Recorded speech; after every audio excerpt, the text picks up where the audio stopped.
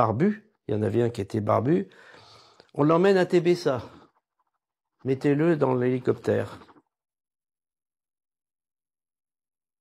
Et peu après, j'entends l'hélicoptère qui revient. Ce qui m'étonne, parce qu'il pourrait aller à Tébessa et revenir, il fallait beaucoup plus de temps. Et là, il y a des gars qui descendent de cet hélicoptère. C'était un groupe spécial qui allait de bataillon en bataillon pour faire le sale travail. Voilà, c'était ça. Et j'ai dit, mais il est où le prisonnier? Ça te regarde pas.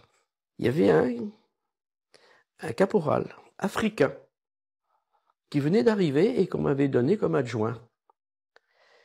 Et lui me dit, ils l'ont balancé. Là, je ne voulais pas le croire. Non, pas nous, pas les Français. Mais comme j'ai demandé au capitaine, et l'autre, là, le jeune, qu'est-ce que vous en faites? Il n'y a rien à en faire. Demain, c'est de la corvée de bois. Exécution sommaire. Et moi, je voulais pas qu'il meure, ce petit gars. 19 ans. Qu'est-ce qu'il avait fait? Il voulait que son pays soit libre? Je n'en pouvais plus. Je ne voulais plus rester avec une armée pareille. Bon, je me suis calmé.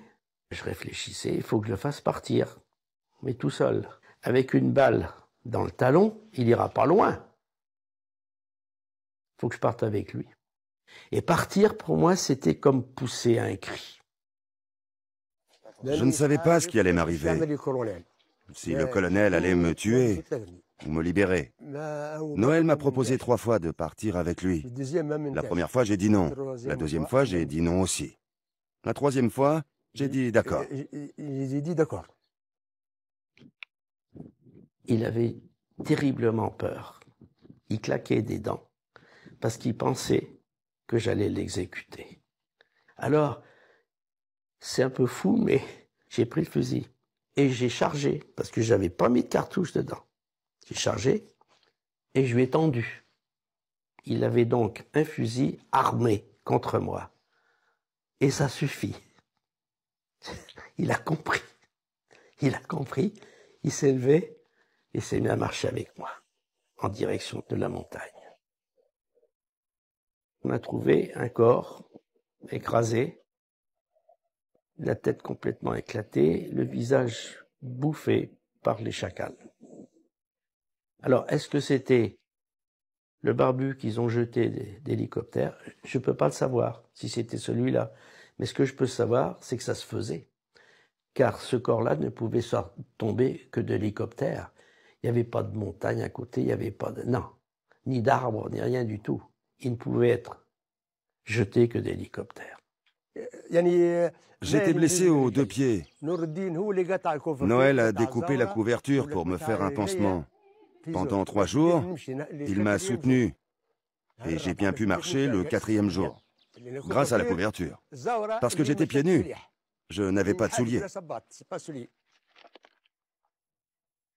Je dois la vie à Noël.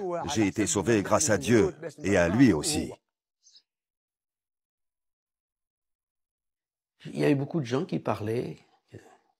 Ils attendaient que je me réveille. C'était la famille de Mohamed, dont sa mère, qui était venue là. Elle était tombée à genoux, ça me gênait, et elle n'arrêtait pas de m'embrasser les mains. Des harkis sont passés, commandés par 2 sous-officiers français. Ils ont compris qu'on était passé par là. Ils ont tué toute la famille, sauf un petit garçon qui, lui, était parti avec un petit âne pour nous apporter de l'eau. Et quand il est revenu d'en haut, de la dune, il a vu le massacre de toute sa famille.